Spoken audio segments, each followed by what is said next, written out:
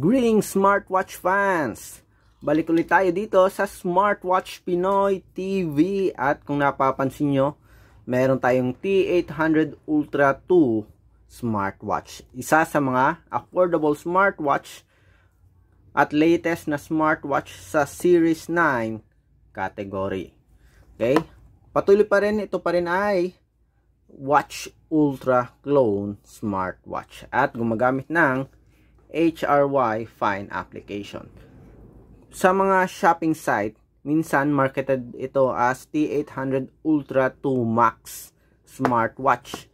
Yung T800 Ultra smartwatch na isang version ay gumagamit ng Laxas Fit na application. So ito, HRY Fine application. So ito yung packaging niya. Simple lang.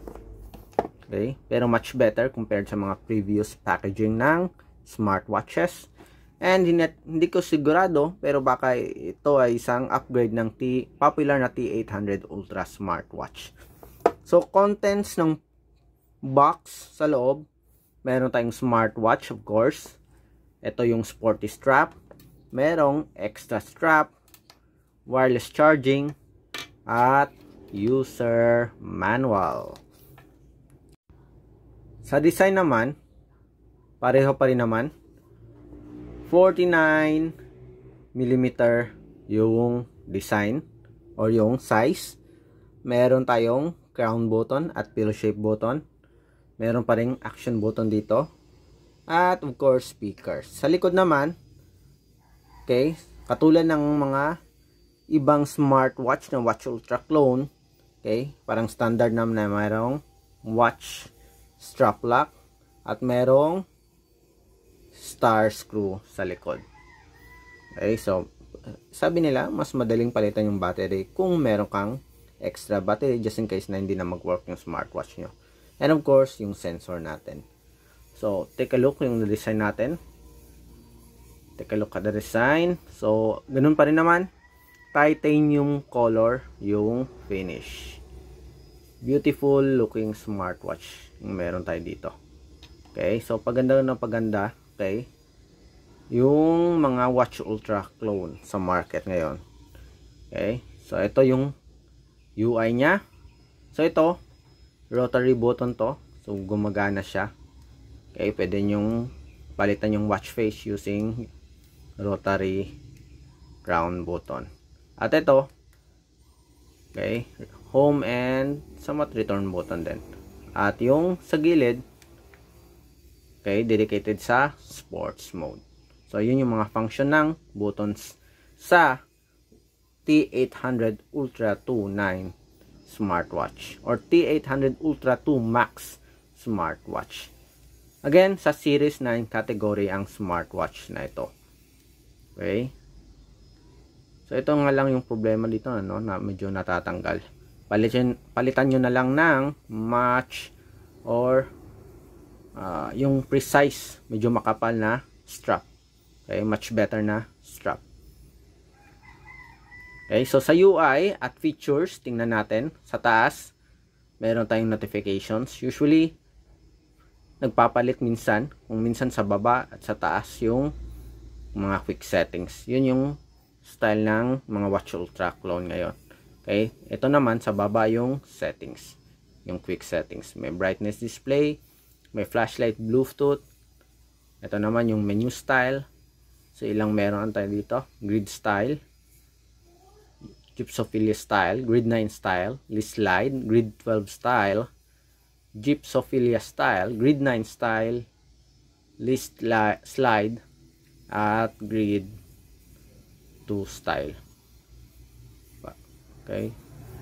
So ilan? 1, 2, 3, 4, 5. Okay, hindi ko alam kung bakit nag-scroll pa sa baba. Parang dumoble lang. Okay.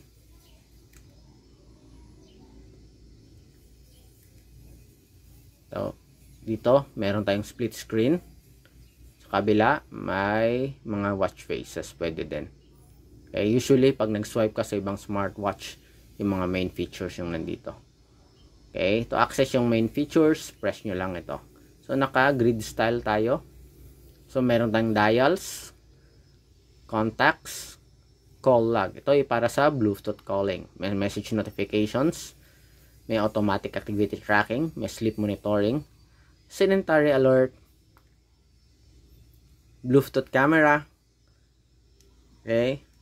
Meron tayong Bluetooth music, find phone, alarm, settings, about, brightness display, QR code. Pag nawala yung user manual nyo, meron pa rin dito. May reset, shutdown, torch, language support. Meron bang Filipino dito? Subukan niya natin.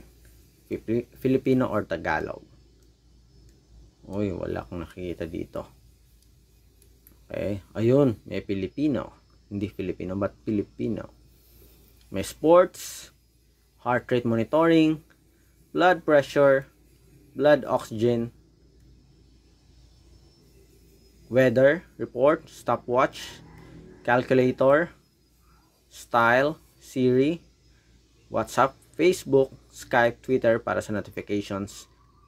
2048 may games, bedside lamp mode, and dual mode. Okay, sa sports, tingnan natin. Saan nga ba yung sports? Ito. Yan, meron tayong walking, running, cycling, skipping, badminton, basketball, football, ano pa ba? Climbing, tennis, rugby, golf.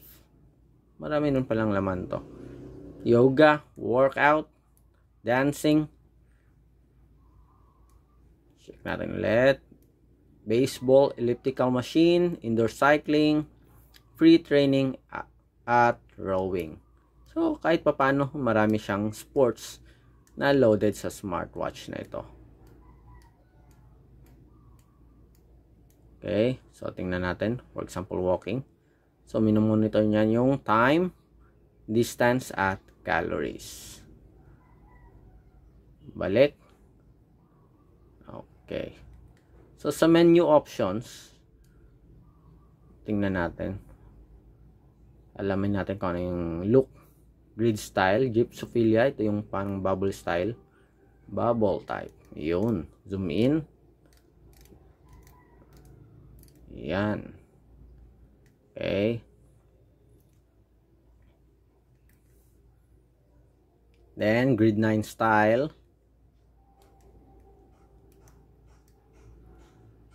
Ayun, ito yung grid 9 style. List slide, so isa sa mga paborito natin. Mas madaling gamitin to compared sa iba't ibang menu options.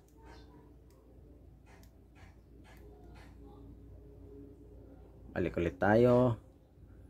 Meron yung grid 12 style. Ayun. Ayun. Ito yung grid 12 style. Pinarami lang. Okay. So, balik tayo dun sa list slide. Yan. Again, so far, okay naman yung smartwatch. Medyo matagal naman yung battery life. Merong Bluetooth call, sports, automatic activity tracking, at my health function. Sa precision lang nga lang ng sensor, sa accuracy, hindi natin sigurado. Hindi pa natin nasusubukan. But so far, kung gusto nyo lang ng basic na smartwatch na Watch Ultra clone, na loaded ng basic functions tulad ng sports, health, okay, at Bluetooth call, may message notifications. So, kasi dito, may support siya sa Facebook, yung mga popular na applications, WhatsApp, Skype, at Twitter. Okay, so okay siya. Meron siyang Siri. May calculator din. Okay. So again, ito ang T800 Ultra 2 smartwatch. Okay. Just less than 1,000 pesos yata yung price nito. Kung hindi ako nagkakamali. Okay. May extra strap at wireless charging. So may mga tanong, drop lamang ng comment. Please like, share, and subscribe. Isa sa mga smartwatch focus na YouTube channel for Pinoy. Bye!